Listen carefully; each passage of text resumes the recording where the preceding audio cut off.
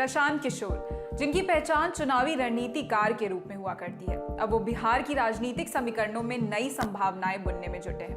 प्रशांत किशोर ने चंपारण से पदयात्रा की शुरुआत की।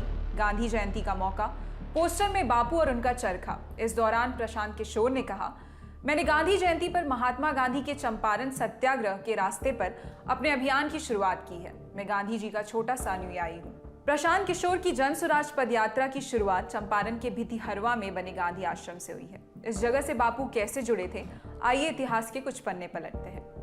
20वीं सदी की शुरुआत, अंग्रेज सरकार ने इस क्षेत्र में नील की खेती करना अनिवार्य कर दिया था। हजारों भूमिहीन मजदूर, यानी जिनके पास खुद की जमीन नहीं थी, ऐसे मजदूर और गरीब किसान खाद्यान्न के बजाय नील और अन्य नकदी फसलों की खेती करने के लिए मजबूर हो गए थे। नतीजा ये निकला कि खाद्यान्न की कमी हो गई, किसानों की हालत खराब होने लगी। तब गांधी जी रंगभेद व्यवस्था के खिलाफ एक सफल सत्याग्रह के बाद दक्षिण अफ्रीका से लौटे थे। बापू को एक मुक्तिदाता के रूप में देखा जाने लगा था। नील की खेती के प्रति स्थानीय लोगों का गुस्सा बढ़ता जा रहा था। एक धनी किसान हुआ करते थे, नाम था राजकुमार शुक्ल। बापू चंपारण आए, इसके लिए उन्होंने मान मनव्वल किया। अप्रैल 1917 में इसी भितिहरवा आश्रम से महात्मा गांधी ने चंपारण सत्याग्रह की शुरुआत की।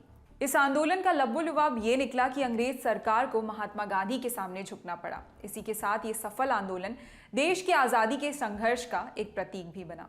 प्रशांत किशोर पिछले कुछ समय से बेहद आक्रामक रणनीति के तहत बिहार की राजनीति में नए विकल्प और खुद के लिए नए राजनीतिक अवसर को तलाशने के अभियान में जुटे हैं। इस पदयात्रा के जरिए प्रशांत किशोर 1 से 1.5 साल में पूरे बिहार की नब्ज को टटोलेंगे। 3500 किलोमीटर का सफर तय करते हुए जन स्वराज यात्रा 38 जिलों और 243 विधानसभा क्षेत्रों से गुजरेगी। अब कुछ सवाल जो आपके मन में भी आ रहे होंगे। सवाल ये कि इस पद यात्रा से क्या संदेश पहुंचाने की कोशिश कर रहे हैं प्रशांत किशोर। प्रशांत किशोर के मुताबिक स्वतंत्रता के बाद 50 के दशक में भारत में अग्रणी राज्यों में शामिल बिहार आज देश का सबसे पिछड़ा और गरीब राज्य है। गरीबी, अशिक्षा, बेरोजगारी और भ्रष्टाचार जैसी समस्याओं से लोगों का बुरा हाल है। प्रशांत किशोर ने इस पदयात्रा के 3 मूल उद्देश्य बताए हैं। समाज की मदद से जमीनी स्तर पर सही लोगों को चिन्हित करना और उनको एक लोकतांत्रिक मंच पर लाने का प्रयास करना, स्थानीय समस्याओं और संभावनाओं को बेहतर तरीके से समझना और उसके आधार पर नगरों, पंचायतों की प्राथमिकताओं को सूचीबद्ध कर उनके विकास का ब्लूप्रिंट बनाना।